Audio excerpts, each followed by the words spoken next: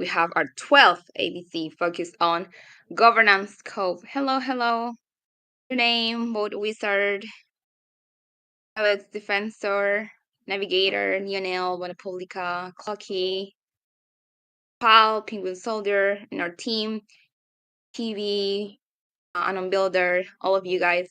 Thank you for being here. We're going to start. As always, we have our friendly reminders. We're going to share all the links necessary for you to be more involved in what we're doing, and all the documents that you need to know about our proposals. And if you already know about us, thank you for being here. And if you appreciate the work that we're doing and share our values, please be an AD of our Sovereign Finance AVC. We're going to share all of this in the Notion. And of course, if you are an MKR holder, please delegate to our current ADs that also are joining us here. We have Paul, Clucky, Blue, Penguin Soldier, and Jack. Shout out to them.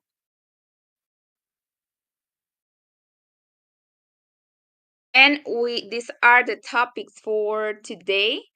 We're going to recap all of our proposals that are focused on this scope. Just a friendly reminder that you can find more in detail this in our draft document, our draft Q3 Sovereign Finance Alliance Scope Proposals document. And just to point that out that this document is currently a draft, and we aim to present this proposal that we're about to see as an AVC at the end of Q3. So your feedback it's invaluable in this process. That's why any comments that you have or feedback, please let us know. We also are going to discuss the scenario, the AVC without any active members. We're going to focus on growth AVC, that of course without active members. And we're going to focus on the post that was made by Patrick from GovAlpha, the governance facilitator. And basically he mentions or he discussed implications when the GovAlpha, the growth AVC lacks active members. Also, we're going to talk about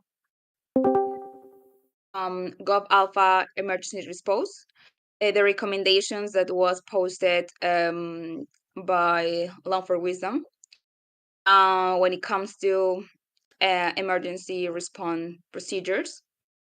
And we are going to, of course, discuss a bit the interpretation from Gov 12.1 and 1 and 2. And also the very recently modification made by Ron about the enhanced DSR that involves kind of like different topics that we are going to discuss today. So this is it. I hope that you can share everything, your comments and insights on each of these topics. So okay, let's get into it. Okay. So this is just a recap of the proposals that we have currently. Just to mention that in our previous governance meeting, we discussed in detail. So if you have any feedback on comes to the component 2.2, the Atlas interpretation process, the process framework of a component 3.11, component 4, that is the recognition and formal warning process framework, and the component 6.3, prime delegate and reserve delegate slots. And for this, we have a proposal that involves mathematical formula to establish PD and party slots. And we have these that are the main proposals based on this scope. So we have the Atlas interpretation process, the scope appeals, and the alignment conservers the recognition. Our proposal is upon completion of the review period, the governance facilitator shall post on the forum the response to these requests, along with a description of the reason for the decision. So we have a question, especially to our ADs and everyone in the audience. When the decision is published in the forum, it should be indicated which governance facilitators voted for and which voted against. Do you think that this be the most specific? It's relevant. Should you consider that we should do this as well? Um, of course, we know that currently there is just one governance facilitators, but that will be much longer. We know that. So we would like to know your answers into this question. Of course, our rationale is knowing how each facilitator votes on each decision provides transparency and the ability to track consistency over time. So I don't know if there's anyone who has a comment on this, a specific on the be more specific when it comes to know what do you vote for or against. Hi, welcome, Jack. So we're recapping our proposals, and we have this question.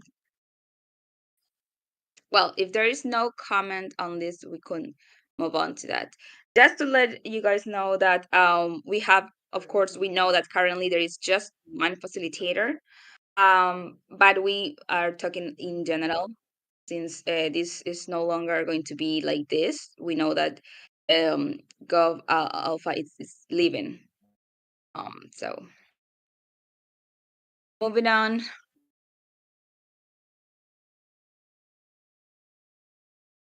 Okay.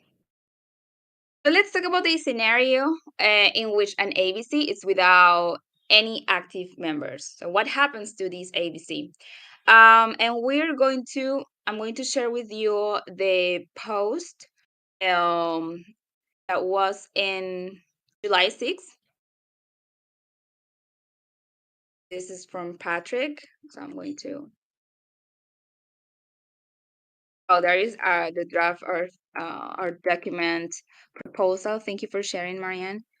And I'm sharing Patrick's post about what happens. I mean, he points out the situation with AVC without active members.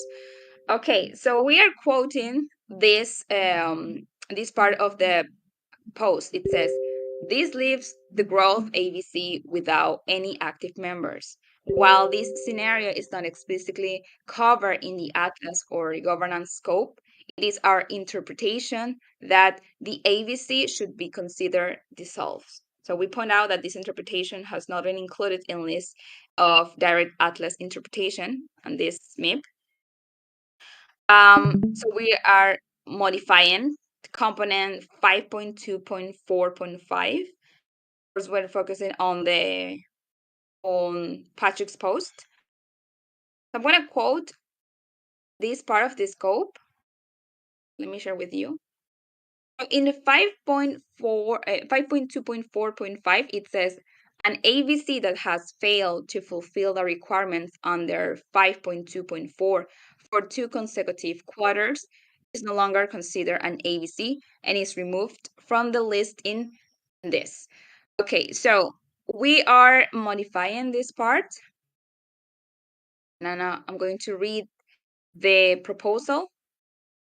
An AVC that has failed to fulfill the requirements under 5.2.4 for 2 consecutive quarters, or at any time of the quarter the AVC runs out of active members, is no longer considered an AVC and is removed from the list, and 5.2.4.1.71a.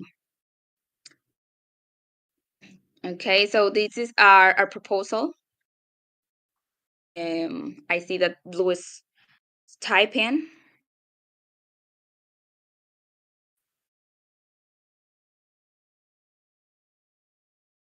Yes, for example, like what happened with growth, this is some attribution incomposable. Okay. Do you have any comment on our proposal in this part? Or at any time of the quarter, the AVC runs out of active member? Oh, no members as well. Okay, so we can talk about also composable AVC.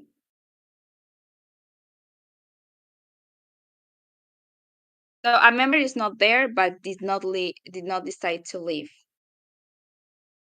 Yes, because we need more specification because in the atlas it doesn't mention this. So that's why we are proposing this. Is that running out of member? Running out of member, it's when there is no members of an AVC, like 0 members. What happened with growth? And that's why also Patrick in his post mentioned growth AVC. So we're quoting Patrick's post, and it says, active growth supporting AD's contracts will become neutral GSLs. These contracts will still count towards prime reserve status and will be counted when calculating voting metrics. All ADs must deploy a new contract and signal a new AVC that they wish to follow. It is a requirement for ADs to follow 2 AVCs to be eligible for compensation. This is very interesting. If there is 0 MKR delegated to the AD contract, where the AD can redirect the contract by providing a signed message. And also the last part, we're going to focus on the third and fourth quote. We will permit a grace period of 1 week for the creation of new contracts given the cessation of activities by the growth AVC was not communicated in advance. Pointing out, of course, that this interpretation has not been included in list of direct atlas interpretation. Okay, so let me read in the chat. Yeah, I was not aware of that the composable was abandoned.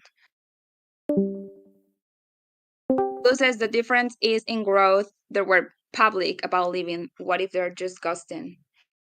That's why we believe that that should be also be in the atlas. All of these kind of situations that it could happen, and it probably is happening. And well, you guys are mentioning that composable is kind of like that.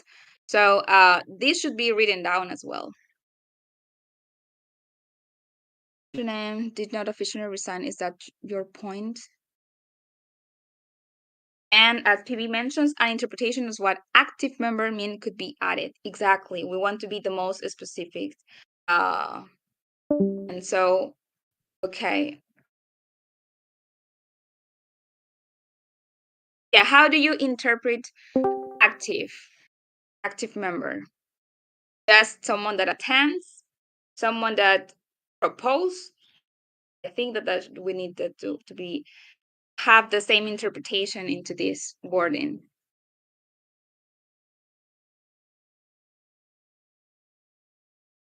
Okay, a lot of people are typing. Penguin Soldier says, yes, so far 2 out of 3 of the AVC creators in Composable are not actively contributing. Well, thank you for letting us know that. Pocky says Composable currently maintains an active member who hosts the meetings. It is worth considering the inclusion of a provision that states if there are X consecutive meetings that are not held, the AVC is disbanded. Yeah, so that's the point of this. We want to argue about this because I'm going to move on to the next slide. Don't worry, I'm going to read as well the comments. Okay, so if we focus on Patrick's post, he says if there is 0 MKR delegated to the AD contract, that the AD can redirect the contract by providing signed message. Oh, let me read again. If there is 0 MKR delegated to the AD contract, the AD can redirect the contract by providing a signed message. So we have a question about this.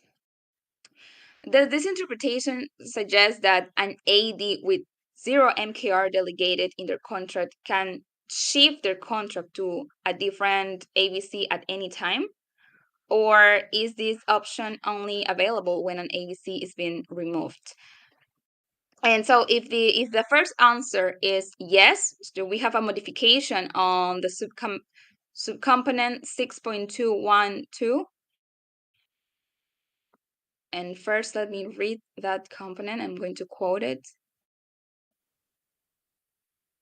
That it's the same. So 6.2.1.2, an ecosystem actor must deploy exactly 2 protocol delegation system smart contracts and specify which AVC governance strategy each of them follows as part of the submission message.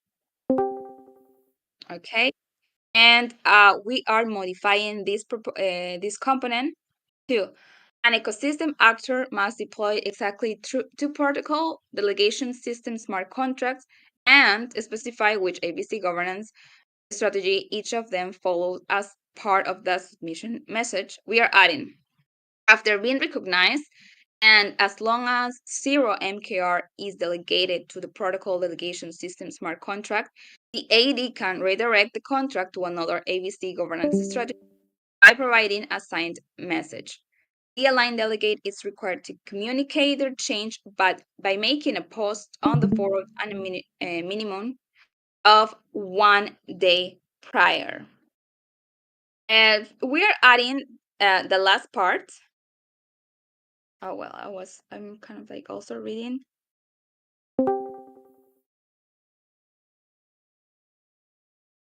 Okay, we're adding this part, the last part, since we're putting in the worst case scenario in which someone wants to delegate their MKRs and suddenly the AD shifts AVCs. So that's why we want to be very specific into this, and that it needs to at least 1 day before communicated through a post in the forum that it's going to change AVCs. Okay, so let me read the chat.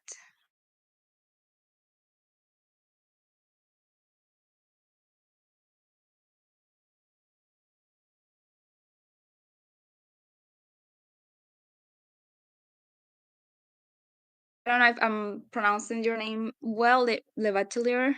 It says, arguably, Atlas 2.5.3, Aligned Voter Committee's recognition process covers this question at least somewhat. Yes, if at any times after becoming recognized as active AVC, the AVC no longer completely fulfills all of the eligibility requirements, it immediately loses its recognition as an active AVC and all associated benefits. Exactly. The key phrase is if at any time. So he also mentions, if, say, Composable is no longer holding meetings on the required schedule, it is automatically immediately recognized as an AVC. Yes, I mean, about that component, yeah, I think we can understand that from that quote. Thank you for sharing. That was really helpful. Adam Builder says we also have an OT question for ADs. We are editing our position documents for this quarter. We want to add text to improve the Dao Toolkit. Yes, do you suggest to add this text on each scope in the scope improvement section, or we should include this in the support scope, section 3, Dao Toolkit core development? Thank you so much, Anon Builder. And yes, we are going to share our proposals involving the Dao Toolkit on Monday, because we have the next meeting on Monday. So please, if you could answer to this question, that would be really helpful. TV asks, and should inactive members be derecognized if the AVC remains active, or is it an internal AVC decision? More questions. Marianne asked, and in the case that they do not submit the strategy and proposal document at the end of each quarter. Well, it's not a question. In the case that they do not submit the strategy and proposals document at the end each quarter, maybe.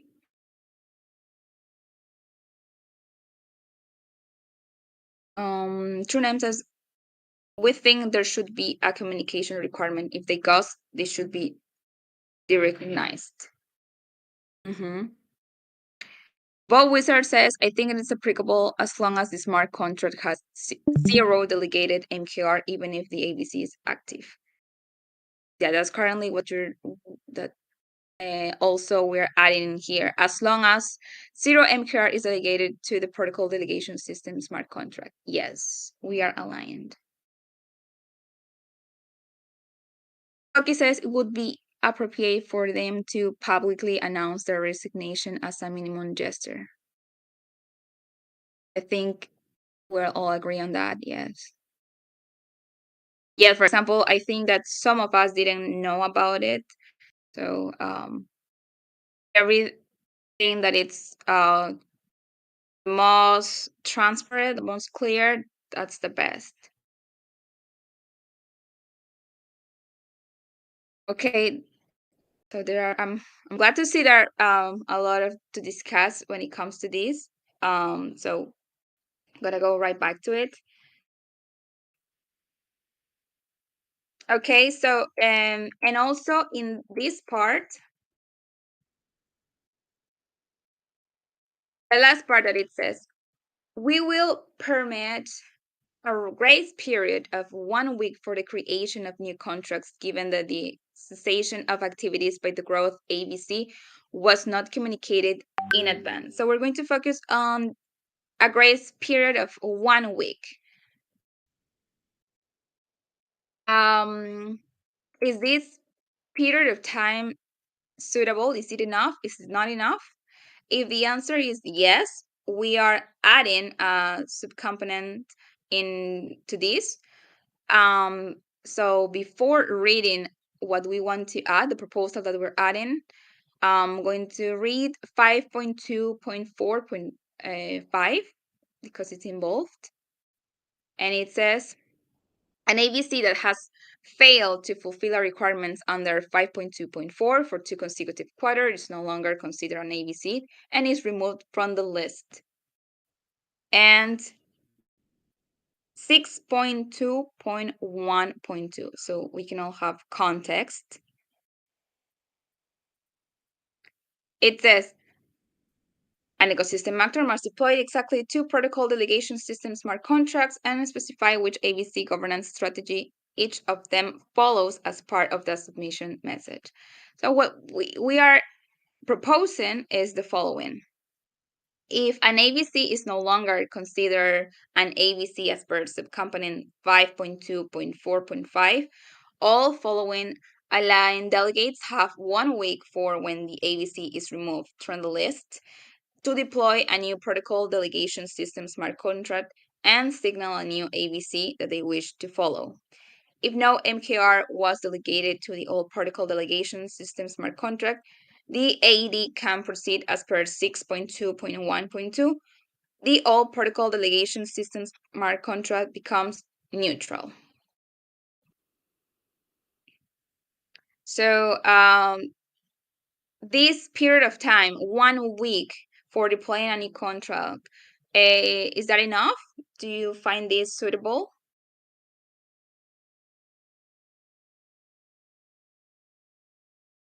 Okay, let me read some comments.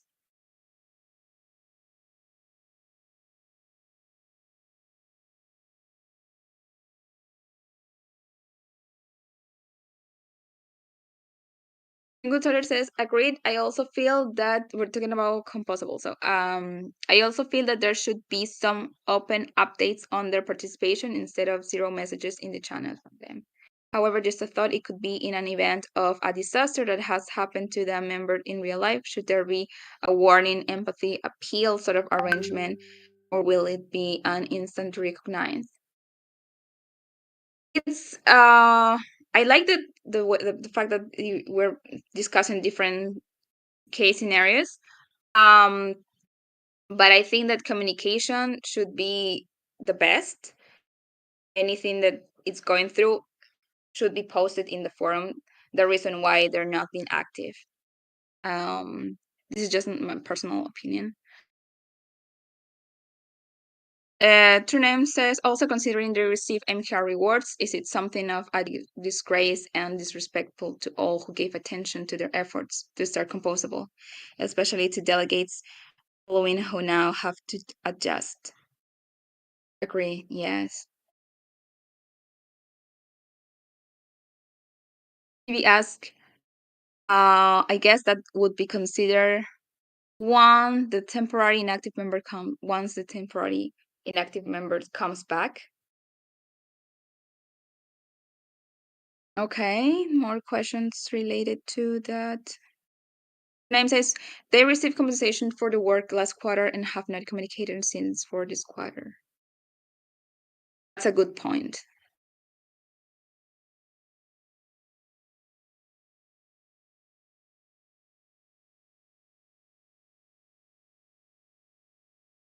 PV says about the comment from To Name. I understand your point. Maybe just like ADs have a delayed payment and a buffer system, AVC members could have something similar to prevent them from ghosting. What do you think? Not necessarily a Q delayed payment, but a time frame that guarantees they don't ghost or at least handle their retirement in advance. Yes, communicate they are leaving, right? Through a post. I think that should be the best.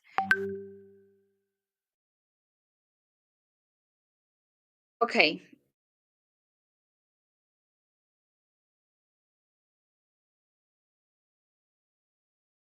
Okay, Clarky says it's important to acknowledge and compensate individuals for the work they have already contributed. However, I believe that recognizing them and disqualifying them from future payments due to their absence should be sufficient consequences for ghosting. So what I'm reading is that we're going to have a lot of proposals when it comes to this part, wording in this components. So let's move on.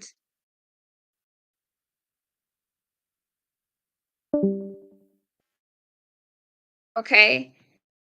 Next topic is GovAlpha emergency response recommendations.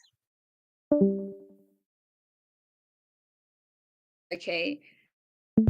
So, on August 1st, Long for Wisdom posted a set of recommendations about this topic, and we are going to focus on number 5, which is run delegate response drills, and number 1, since we believe that those are the more concerns when it comes to these scopes.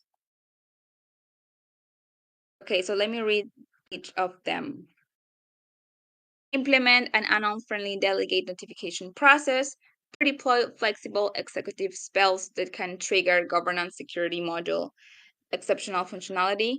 Consider retaining former members of the protocol engineering core unit to assist in emergency response. Expand on the number of GSM, that it stands for Governance Security Module, exceptions as appropriate. Run delegate response drills. Disclose the nature and status of automated detection mechanisms. Create an explicit emergency response framework. Encourage meaningful community engagement. Okay, all of these recommendations that you can find in the forum, and just in case, I'm also going to share this. We have a couple of questions and proposals.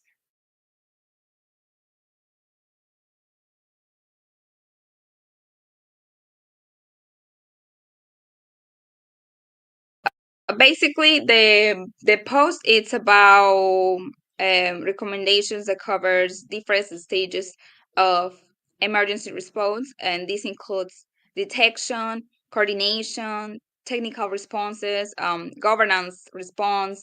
That's why we are going to focus in this quote, that it says, OX defensor shared a possible setup to resolve this issue. We recommend such a process be implemented as soon as possible. And in OX defensor's post on July 7, and we quote, this setup uses Telegram for secure messaging and IFTTT for automated alerts. Users join a Telegram group anonymously with a virtual member or a burned SIM. IFTTT or a similar service connected to this group sends out alerts based on specific triggers. The result, anonymous, real-time notifications for all group members during emergency. Okay, so focusing on this specific part of the forum, we have this question. Do you believe that this system should be implemented? Are there any alternative approaches you suggest? If yes, we will prepare wording to be included in our scope proposal document. Actually, we are kind of like working on it, but we would like to know your feedback if this system should be implemented. And based on your insights, we are going to, at the end of the quarter, we're going to propose about this. Basically, to establish timelines and for each of these. And just in case that IFTTT basically detects something, if it's detects something or when detects something, it rings your phone. Okay, another quote that we find relevant in Long for Wisdom's post is when it's about run delegate response drills, which is number 5. Irregular delegate response drills should be run by scope facilitators, likely the governance facilitators, in order to empirically measure likely delegate response times in various emergency scenarios. We recommend that these drills take place 4 times a year, spread irregularly over the period. Response statistics should be measured and recorded by relevant facilitators. Statistics should be posted publicly unless clear harm will come from doing so. Just having the drills will likely increase delegate response time due to the reputational incentive of failing to respond quickly in drills. It is worthwhile to consider making participation in drills as a part of the delegate requirements in order to ensure that everyone is aligned. So this is a quote from the recommendation focus on run delegate response drill. So we have this question. Do you agree with this? If yes, well, we're adding subcomponent 6.4, which is align delegate response drills. So this is our proposal. Irregular aligned delegates response drills should be run by governance co-facilitators in order to empirically measure likely delegate response times in various emergency scenarios. Drills must take place 4 times a year, spread irregularly over the period. And we're adding 6.4.2. Participation in drills is a part of the aligned delegate requirements in order to be eligible for AD compensation. To fulfill this requirement, aligned delegates must respond in a satisfactory time at least the 75% of the drills. The satisfactory time will be decided by governance scope facilitators depending on each drill. Governance scope facilitators will measure, record, and public response statistics.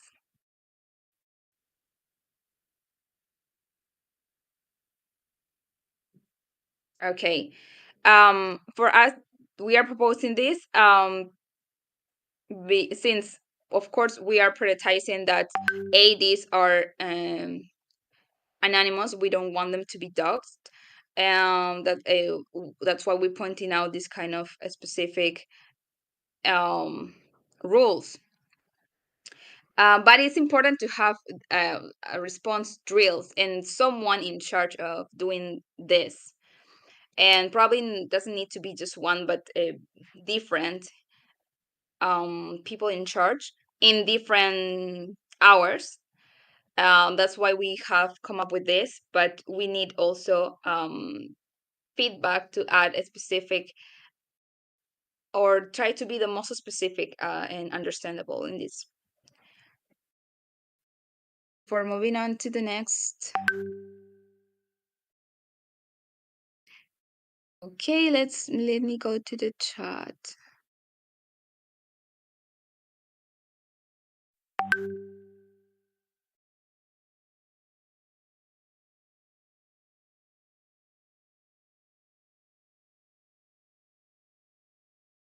Okay, Wizard says Alex Defensor post is very useful. It is important that ADs respond on time to be able to vote on an emergency proposal.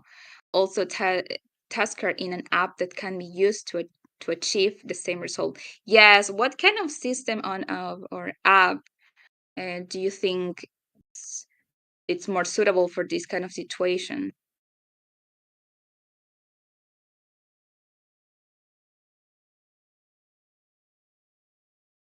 Yes, as PV says, OX Defensor, we support your proposal. Totally. NM says we would like to see something on emergency response, delegate contact implemented ASAP. Yes, that's why we're bringing this to the topic. Thank you.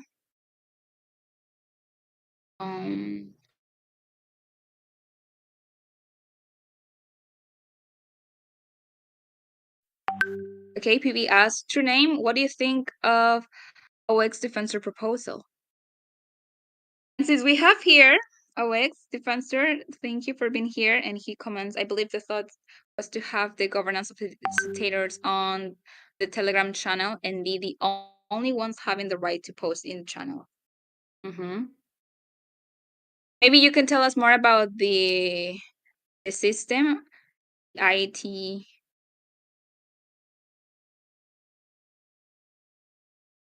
Is it? I didn't want to misspelling, so IFTTT.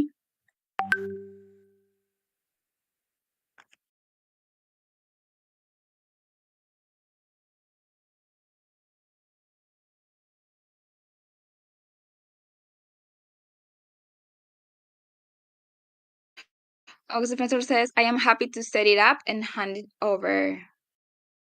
Please do.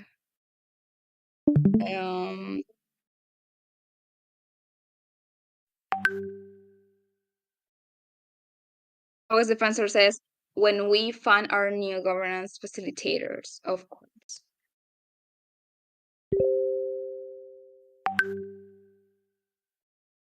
Renem says, we have not reviewed in detail yet the proposal, but from this discussion sounds positive.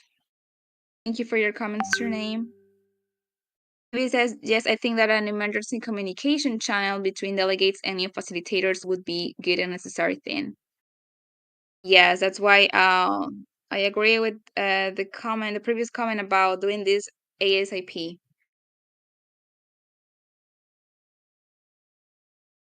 Alex Defensor mentioned, my design has a monthly drill on paydays just to make sure it works as it's supposed to. I just have one concern about this. How can we divide, like, okay, you are going to be from this time to this time and you are going to be in charge from this time on this time, or everyone, I mean the facilitators are responsible at all times?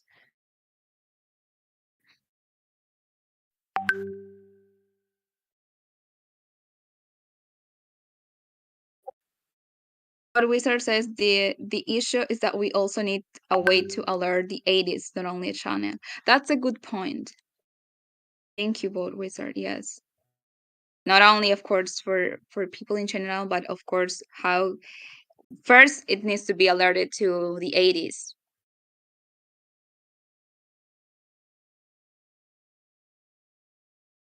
PB asks, what do you think of drills being a requirement for compensation?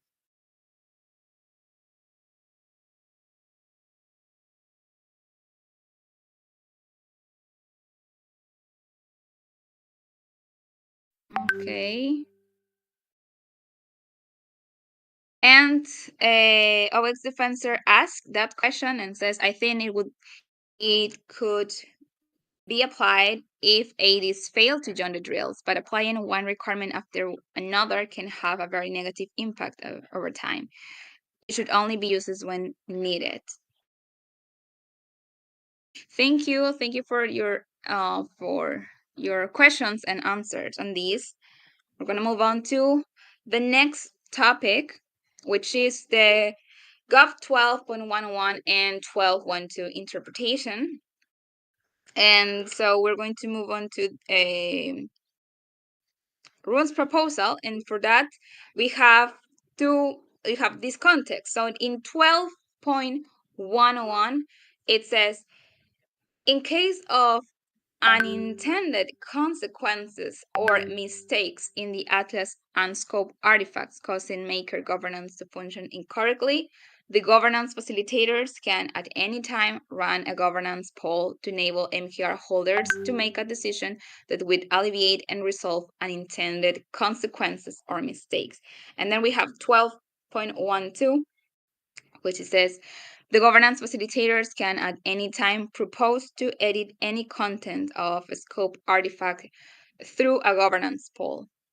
Okay, now that bringing these two components to the table, we're going to move on very briefly, since 2 days ago was another modification, another change in the EDSR, but this was previous to that. So this was an answer to Run's first modification of the EDSR on July 24th.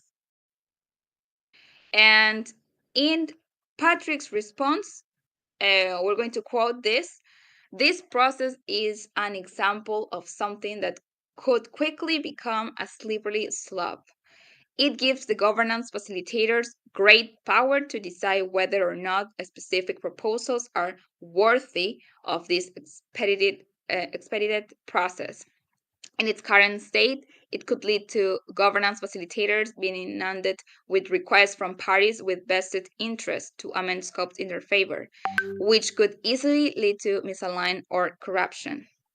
The impending transition from GovAlpha to new governance facilitators could lead to inexperienced or unknown entities making high impact decisions without appropriate background knowledge understanding. We're bringing this quote to the table since, of course, it's happening again with the new modification. So continuing with Patrick's quote, what he recommends is, he says, I recommend that the language in MIP 113 be improved to provide more precise guidance and restrictions around when the governance facilitators should use this process, so it doesn't become a way for people to sidestep the approved governance process. So I ask this to everyone that is in here, how can this language be improved? And also,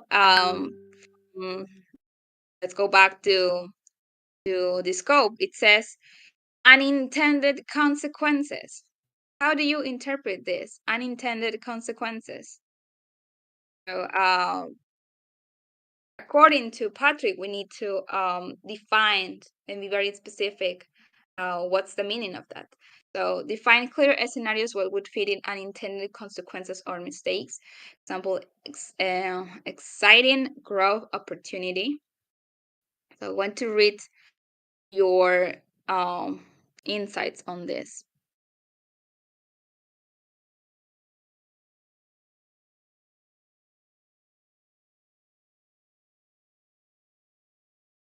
Okay, but Wizard says, I will suggest tweaking 12.1.2 to ensure it's exercised only when delays in the usual governance process might lead to significant negative outcomes, though I recognize this might still be a bit vague. Yes, that's why we want to be the more, yes, but thank you. That's actually very helpful. Thank you for sharing both wizard. Yeah, but I think that I think we go for the same goal, that it's have this expression and intended consequences or mistake very defined, very clear.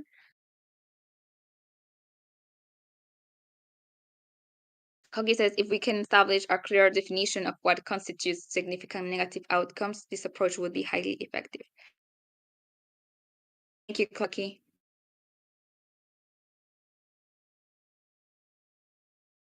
And we're pointing this out, of course, because 2 days ago, Ron made another modification.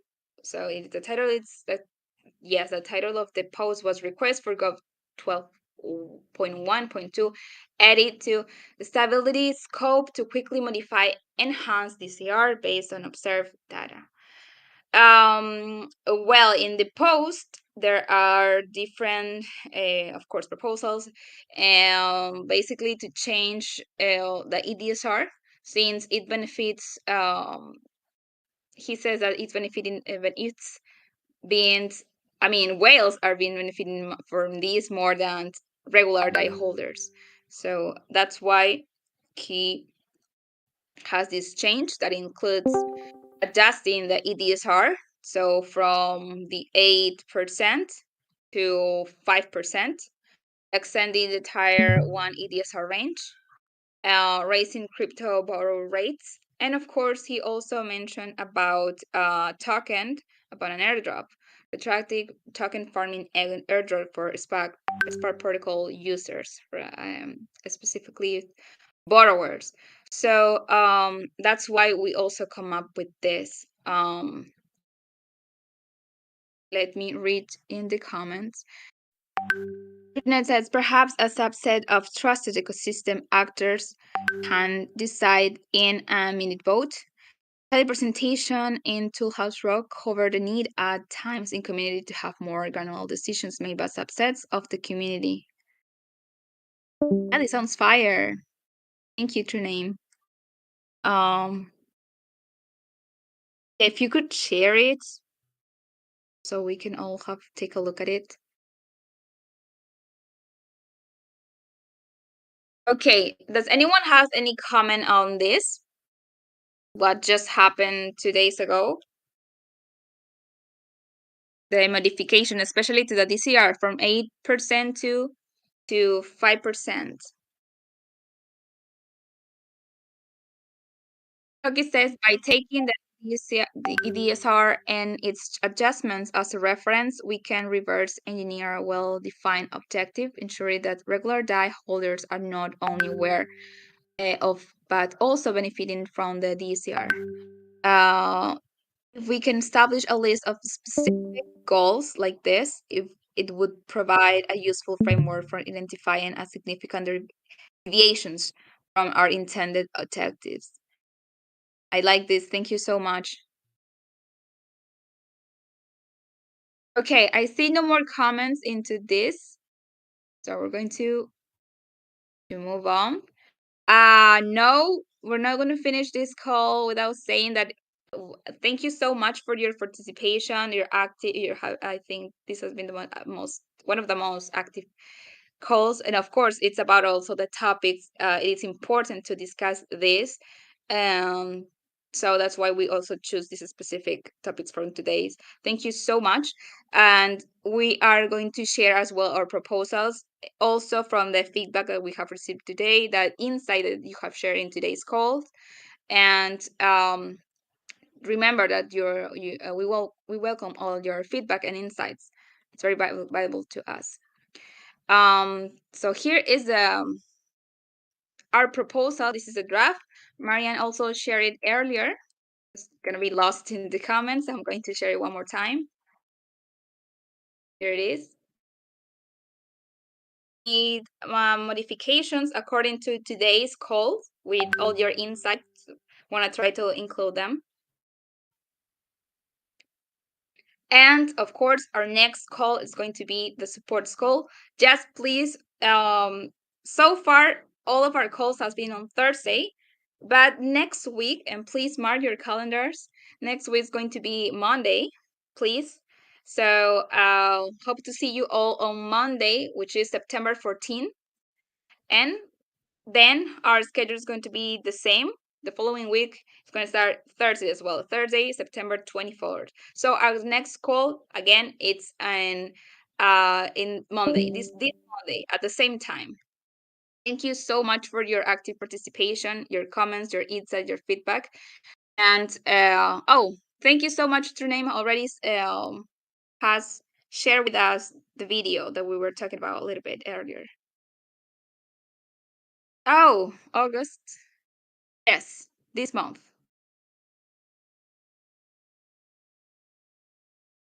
Oh, you're right. We put it September there, but no, this month. So we're going to see the next call is going to be this Monday. This Monday.